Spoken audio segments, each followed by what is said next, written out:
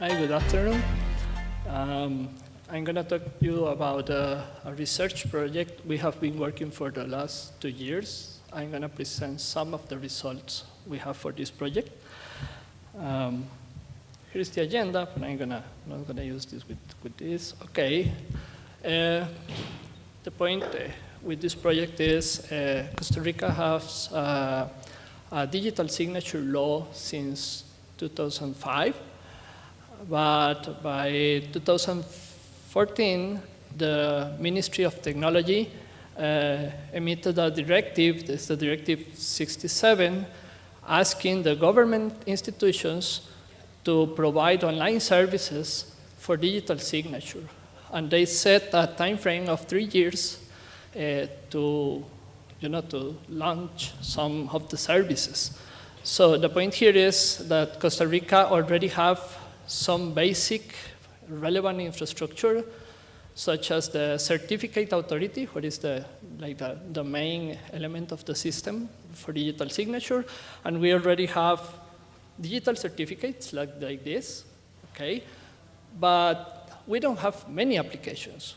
We have some applications, and we want to have many because, we don't want to go to the crowded city and waste our time in the car. It's like easier if we can do some operations from home. So the point here is that we don't have regulations, appropriate regulations for quality and security of information for digital signature solutions. So after this directive, we talked to the Ministry of Technology, and we talk also to the central bank to help with the process of massifying the digital signature solutions. And if you're wondering why the central bank, that is because in Costa Rica, the central bank has the infrastructure and the resources to host the certificate authority. So that sounds interesting, but that is true. So we started working with them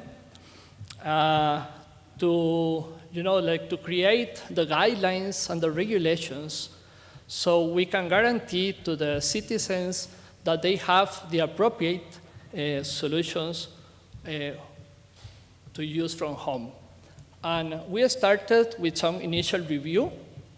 We reviewed several countries, such as Spain, France, Brazil, Belgium. This is some large list of countries. And we found that many countries are having solutions similar to what we want to do. And for example, in Spain or France, they have profiles, like security profiles, protection profiles, to assure the software applications. And for example, Brazil have some proprietary or their own solution for the software applications. And we also found that the European Union, okay, with some proposals. For example, they provide open source. They don't have like a very strict set of standards for assuring the solutions, but they provide open source.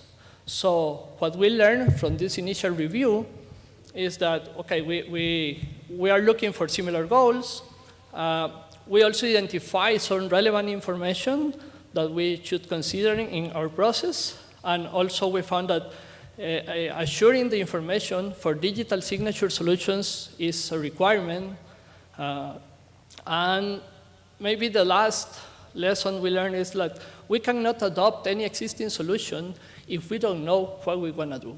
And that is almost true for everything in life, but I think that's important fact.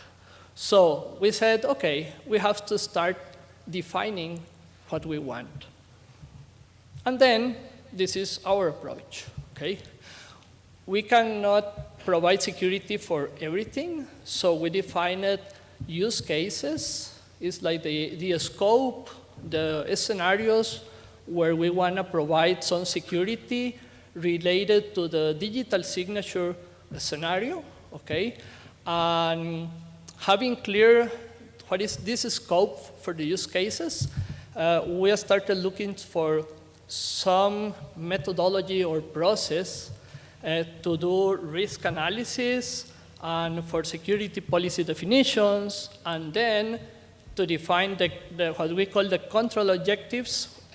These are like the security controls, but if we want to do regulations for the entire country, we need something that is more general, that's some security control. You know, we cannot just specify like very technical and specific ideas, because people is going to implement the systems in very different ways. And we said, okay, these are going to be control objectives. And at the end, we come up with some certification schema. You know, it's like maybe the technical part and some other aspects, probably related to the organization and regulations, additional to the technical aspects. And this is the overview of our process, and I'm going to detail some of these points in this presentation. So first, we identify 4 relevant use cases, because, as I said, we are not going to focus on everything. It's just the digital signature scenario. So we decided to focus on digital signature creation, digital signature verification. You know, this is the basic stuff. And then we are going to focus on authentications to come into to log into the systems when we want to use the digital signature. And we have one more case where it's basic to advanced format conversion. The point here is that we have 2 types of digital signature. One is we call the basic because you sign the document, but you don't have a timestamp to say when you signed the document. So the advanced format is when you add the timestamp. You know, it's a certified timestamp saying when you signed the document. So because we already have both types, we need sometimes the conversion from basic to advanced format. So I'm going to pick the first use case to explain some of the details that we use in our model. Okay? This is a picture showing the steps, because you know we have to go, or we have to be very general. You know, it's like we are going to audit many different applications, but they have the same behavior. So we have to extract the essence, the essential part of the process. And then I said, okay, what we have to do to sign a document? And here are the steps. It's like you pick the document, and then using a hash function, you get a summary of the document. Maybe I can show you here the mouse. Yeah, okay, and you get here the summary, and then you are going to encrypt that summary. This is the signature of the document, and then you are going to put this signature together with the certificate that you have to validate against the certificate authority, and you have to put together to get the signed document. You know, this seems to be easy, but it takes a while to come up with the core ideas of the process. And we did the same for the other use cases, because as I mentioned, our idea is to come up with a general process. So after that, we started thinking about the different architectures where these processes are going to be implemented. And we have a lot of cases, you know, like here I am showing just 2. It's like, what happens if I have a standalone application where everything is running inside the same host? You know, the document is here, the certificate is here, the process, the whole application to get the signing process executed in the same computer. And even the private key, you know, is connected probably with a USB cable using a reader, okay? And on the other side, we have, for example, a client-server application. You know, this user is at home. This is maybe a governing institution having a server, and we want to ask this server to sign a document, and probably the private key to sign the document is over the network stored in this security device. So are the risks the same in these two processes? Because the signing process is the same, is this, okay? But the risks are not the same. For example, I could have an intruder by here, and probably it's easier to be an intruder here than here, okay? That's the point. So how to come up with some abstraction to analyze these very different implementations of the same process, because we're going to do risk analysis using some consistent model. And we decided to use this abstraction, what we call InfoSec3. Okay, this defined, the first version of this InfoSec3 was used to assure the cloud at the University of Costa Rica.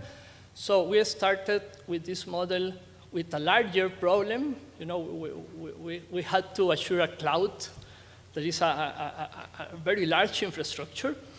So the way we did this is we defined a tree structure having a whole and part structure. So the root node here is the entire system I want to assure. In this case, it's going to be the application, the software applications we want to assure. And then we start dividing the application in his parts, you know, and you can go to the level of detail that is good for you thinking from the security perspective. You know, it's at some point, you don't want to do more security for very small pieces of the system. And here, what I am talking about is decomposing, for example, here, the security device, the computer, and maybe other components that I don't want to consider for now. But inside the computer, I maybe have the operating system, for example, and other libraries, and other software, but I am interested here on this element, the application. And then I started decomposing the application in his subcomponents and so on, okay? This way, we can create another diagram, is this one here, that we call information flow diagrams, okay? In this diagram, we select some of the elements of the tree, and we draw the information flows between components, okay? And the nice part is that we are considered the whole structure, but at the same time, we are considering the information transfers between the elements. So it's easy even to create a software to walk through the tree and walk through the diagrams that you define the diagrams as a function of your application, okay? And you can do a systematic processing of the security. And what we did is we decided to analyze risk, threats, vulnerabilities, and even define policies considering the different elements of the tree and the different connections between the elements of the tree, okay? So the end message in this idea is that if we go in an organized way, you know, step by step, node by node, okay, you can go to the level that is okay for you, and considering all the security steps. So if we move on, let's see. I forgot something here, okay. I'm gonna use, for example, this risk here, you know, between the security component, the software component that send the the summary of the document I want to encrypt, you know, this is the same process we had at the beginning, you know, like we receive the document, get the summary, and then here we are going to assign the summary, and we said, okay, let's take this example. I have the software that is going to communicate with the security device. Between the software and the security device, we can have some intruder trying to change the document, for example, the summary. So what we found is that this model represents this case and this case, but the model is the same, okay? So that means with our idea, we could have different architectures for the system where we can do different probability evaluations about the occurrence of the risk, and we could do also different impact evaluations if required, okay? And then we can evaluate the severity of the system. So here's the entire process we use for this analysis. First, we prepare for the analysis. We basically define our goals for analysis. We define the scope of the process, and we define the truth basis. And then, using the tree and the information flow diagrams, we walk through all the nodes that we are interested on, and to identify vulnerabilities, threats, and as a consequence, we get the risks. So after having this in an organized way, we can describe our risk, like this example. For the example I am explaining, we said unprotected communications allow a malicious user to modify the electronic document digits being transmitted from the SCD communicator, this is the security device communicator, to the security device communicator.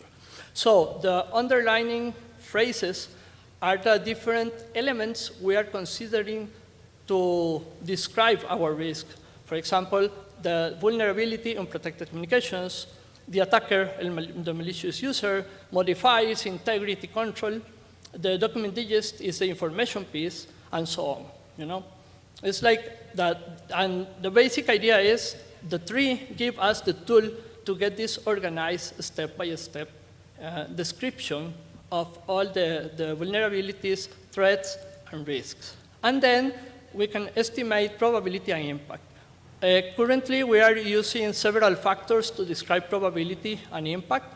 I'm not going to mention the details here, but in general, we use we calculate the probability based on factors related to the threats and vulnerabilities, and the impact are more related to the information and the business, okay? And as the preliminary results, because we are still working with the ministry and the bank to obtain the final results, we got this number of risks. You know, we are working mainly on non-repudiation because this is the key point with digital signature, but we also have to deal with integrity, authentication, confidentiality, and probably other information issues. So this is like one of the results, and we already have some preliminary results about policies. Okay, this is an example of the policy we defined for the previous example. Let's say the electronic document to be signed and his intermediate representations must be protected while transmitted over a network so they cannot be modified by unauthorized users. This is for the client-server case. And we have some numbers about the other policies we defined. And the same for the objective controls. And it's interesting because many times you have some number of policies, but you don't have to have the same number of control objectives. And that is good because you don't want to implement all this control. You know, it's better if with one control you can satisfy more than one policy, and that is the case. So, in conclusion, okay, we found that our approach considers a comprehensive and systemic assurance process because it considers the entire system, and the way we walk through the tree and the flow diagram behaves like in a systemic way. So, and we do security requirements, risk analysis, security policies, and objective controls, okay? But the approach also supports a systematic way to identify information security requirements. Actually, we are working now in a software to walk through the graphs we created in a systematic way, to suggest security controls. And also, we consider the system is appropriate for large-scale scenarios because actually we started with something that is harder than our problem now, and we think we are not going to have any issues when going to more complex systems. And the way we are working is appropriate to develop technical guides supporting regulation at the national scale because it's kind of general, it's the objectives we are defining are not very specific to the technology, okay? And we think the approach can improve the quality and security of ICT projects in the context of government services. And for future work, we are going to create, the next step, actually we are working in this step now, the certification schema, which is composed of some other elements additional to the technical aspects, okay? And we are using standards to do this in a good way. And as I mentioned, we are developing a software system to support the assurance process. And I think now that we have a good result, we are going back to integrate our model with existing security and standards. Maybe we can do some mapping between what we are doing and what is already used in other countries, and maybe we can say, okay, what we should do is this and this and this. But now we know what we want. That's the point. So we did the process to be sure what we want to do. And at last, we think we can extend the model to assure other elements different from information. It's like not just information security, maybe physical devices security or other security for other types of things. And that's it.